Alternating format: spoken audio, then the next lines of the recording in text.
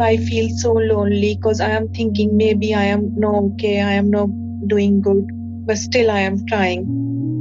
I honestly cannot afford mentally to go back to another lockdown. Welcome to The Kind Place, a new podcast series brought to you by the British Red Cross and On Our Radar. 1 in 5 people in the UK say they often or always feel lonely, and 1 in 3 say they have not had a meaningful conversation with someone in the last week. The pandemic is making this worse. In this 6-part series, people experiencing loneliness get together to discuss what it actually means to be lonely, what it feels like, how it comes about, and what they're doing to get through it.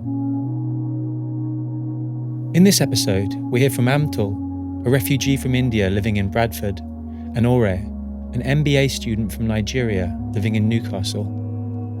This is the first time they've spoken to each other. My name is Ore. I'm from Nigeria. I came into England in February. My name is Amtul and I am from India, and I came in UK 2013 and I was an asylum seeker, and 2018 I got a refugee status, and I got 3 daughters. Should I go first? Yeah, no problem. Okay. Can you remember a certain time or time of the year where you feel lonely? I think I felt more lonely when there is a dark weather is a dark everywhere. I am living here nearly 8 years now, but still I felt 3 o'clock, 4 o'clock in the winter, like my life is finished. Yeah. So it's too lonely. Still you feel you need some friends, things, and it's really hard. I'm a student of University of Sunderland, currently doing my MBA. I came to England right before the virus, the pandemic. Okay. So I've not even settled down. I didn't meet anyone. I didn't make friends. I didn't make friends in school. I didn't build relationships, and I'm a really social person. So I didn't get to build relationships with people in Newcastle or even in Sunderland. I didn't have people I could just text, or call randomly that, hey, what's up? All people I knew were in Nigeria.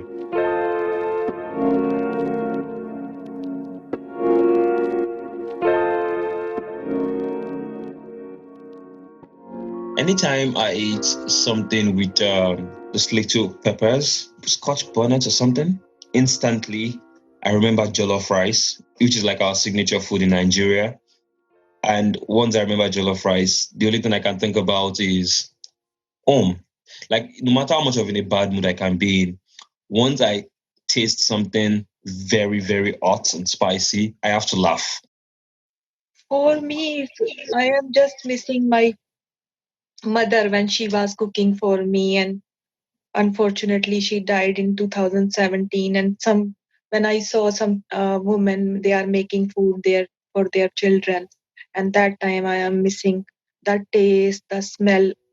She was making the food. Even I can make food, but not like that, because if you someone make for you, you feel so good.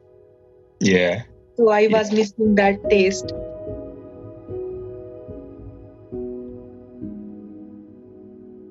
I was supposed to get married first of all last year. Then we decided to get married in September. But because of when the COVID pandemic started, we decided to just move it a bit further, which is October. And just like an Indian wedding, a Nigerian wedding is like usually very huge, if you know what I mean.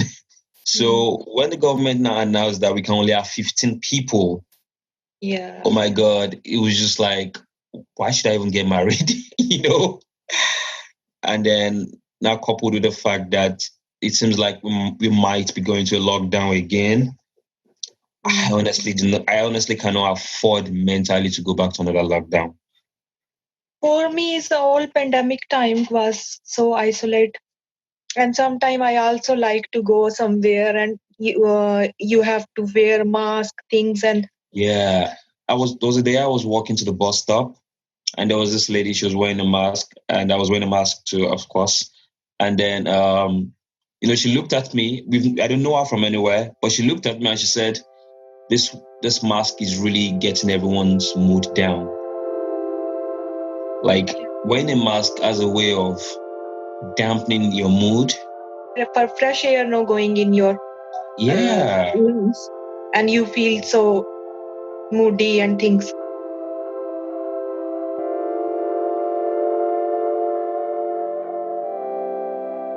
What does loneliness mean to you? Well, I would say loneliness means not necessarily being alone, because I believe you could be with someone and she feel lonely.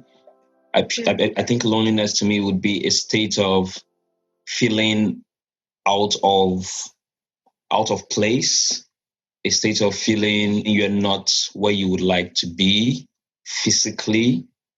Lack of confidence also is for me is a loneliness. When you feel helpless, you want to do something and you can't do these things. And same time, if you are in the same another country where you don't know the culture, the things, language barriers, too many things is a call loneliness for me. I have lots of experience in business management in my home country. I've worked in several companies, but upon coming here, when I kept applying for jobs and all, and I found myself applying for 20 jobs a day. It's That's too much. like, yeah, I'm not joking, Mhm. 20 applications a day. It just felt like my experience didn't matter. It was a really sad period. And then that was when I volunteered for British Red Cross. I was going almost 3 times a week to the office, which I went to today. And then it was going there every day that gave me that boosted my morale, that started making me feel like I was accepted in the workforce. Even though I wasn't working, I was volunteering, but it made me feel like I had colleagues. I felt like I had a boss. I was always referring to my line manager as sir, and it was always like, you don't have to do that. I'm like, I really want to feel like I am working, I'm employed. So that was what got me through it. To be honest, volunteering. I will be honest about that. Yeah. Yeah, I have also experience with the volunteering. So I think you know the Mind Mental Health Charity. I am volunteering with them with the refugee and asylum seekers. When I listen to people's stories, and that time I am thinking, oh my God, they are more upset than me. And that time I Mhm. am feeling this is my loneliness is nothing in front of them. And I this, know, right? When you yeah, actually look at some people's situation, you're like, you're not doing bad. yeah,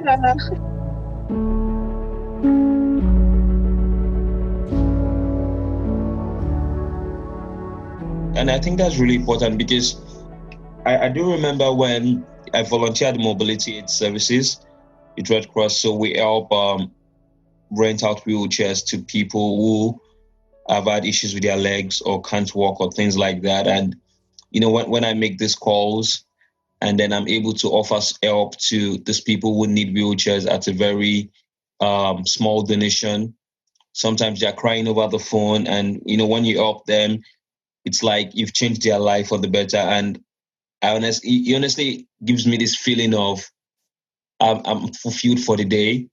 Even if you've had a bad day before, but once you've helped someone, I don't know, you tend to feel like you tend to feel good, mm, and I think I've actually learned a lot from you, from what you just said. yeah. I The always helper. trying to offer help to people, and I saw one day.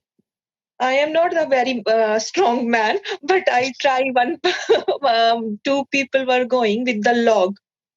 It's a big log on the road, and both were so weak, old people. Oh, And I feel, oh my God, how they are taking this log and they have to cross this road. So I am thinking I am not that much strong, but still I can help with them in between to hold this log.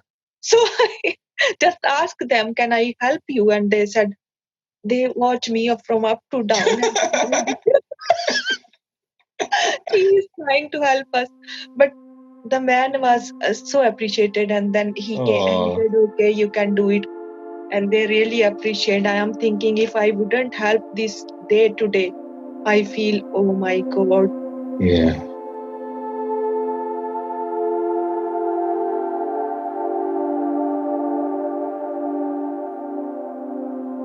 want to add one more thing here. Okay. For me, the past isolation and the loneliness was when I was an asylum seeker and when I got refusal things and I don't have anyone who can help me, and same time you are not getting legal aid things, and that time you feel so isolated. When you receive the refusal letter, straight away you making fresh claim or something, and it's hard to know all the laws and things, and when you get the refusal and you don't know what's going on with you, and they will put you back 100 years back, all the letters, the refusal letters, and that time you feel so lonely. Yeah. I try to feel comfort with the reading all the laws and things. So I read maybe 2000 case from the India and from different parts of the world. So I know how to tackle with all these difficulties. But same time, I feel so lonely because I am thinking maybe I am no okay, I am not doing good. It's right path for me or no. But still, I am trying. Yeah. And I try not to worried about refusals because I am thinking this is the nature of home office. So they are trying to get rid of you. It make me so lonely, and I am trying to run to the mosque, run to the charities and the churches. There is one person who told me to he will make for you pray, and all the people from the church they did pray for me, and they said you are not going anywhere. We are asking our God and this that things. So because I feel this country is my own country.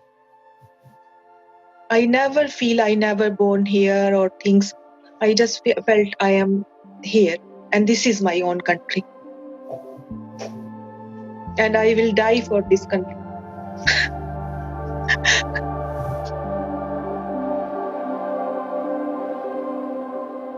I don't think I've met a lot of people that as positive as you are.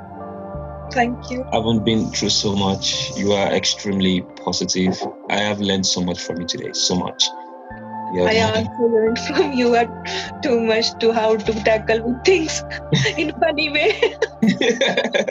Yeah, in this difficult situation is really hard how you are managing and thinking about positive about your marriage and things. Thank Yeah, you. you're welcome. We're looking for more people to join this conversation. If you would like to get involved, please send us a message to 07 593 220 510 with your name and contact number, and we'll get back to you. Keep an eye or an ear out for episode 2 in the coming weeks. This project was funded by DCMS and produced by Paul Miles, Chris Walter, and Pete Norton. Thanks for listening.